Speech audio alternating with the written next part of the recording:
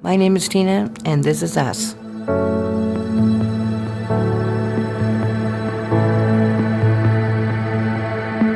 I'll tell you what initially drew me to Impact. I always had a heart for God. I didn't grow up in a home where there was any type of spiritual or any type of church. But and I used to live around the corner, and the problem was that I was so far in my addiction that I was scared to come to church.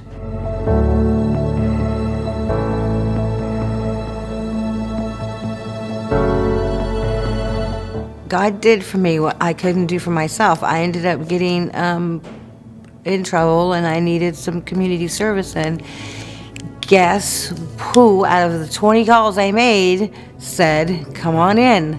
It was right here.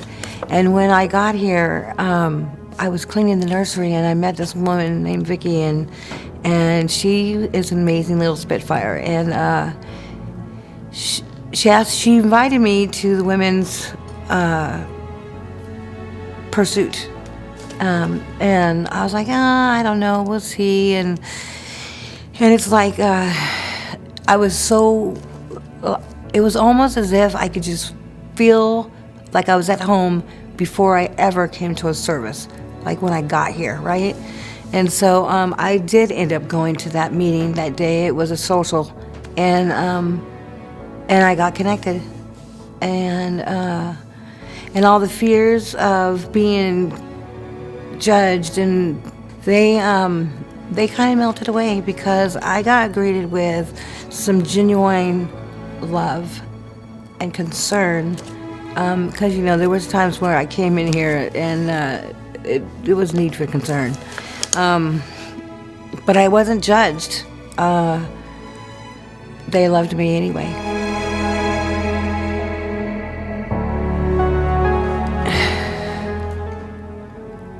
Toward the end of the time toward the end of my journey with Journey of the Heart, I had a really dark spot in my life, and I tried to commit suicide, and I went to the darkest place ever in my life. And when I woke up, I felt like I had lost God. I felt like that was the straw that broke the camel's back. That was it. He was done with me. It was over. And so when I was in that hospital, I did a whole lot of praying, and I showed God that I did have faith. I showed him that I knew. I kept telling him, "I know you're here. I can't feel you, but I know you're here."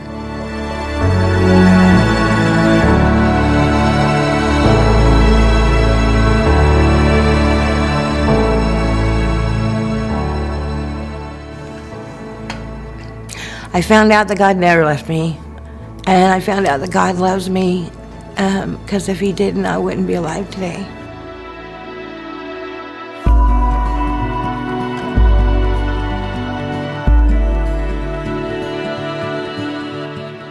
Everything that I went through was just part of a journey to get me to where I am today.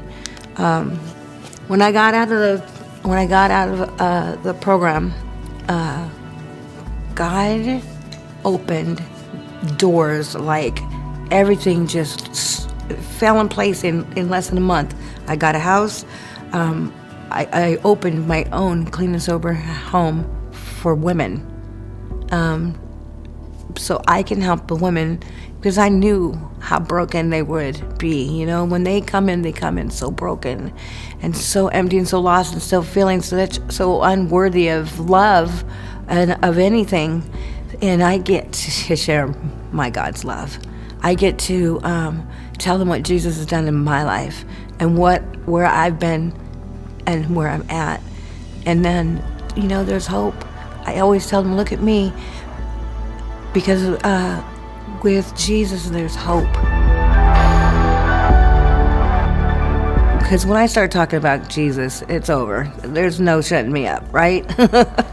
It's on.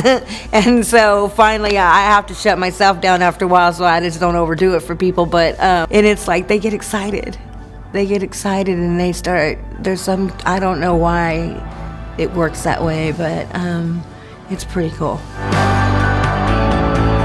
It's free will. I had a choice. And I chose the coward's way out.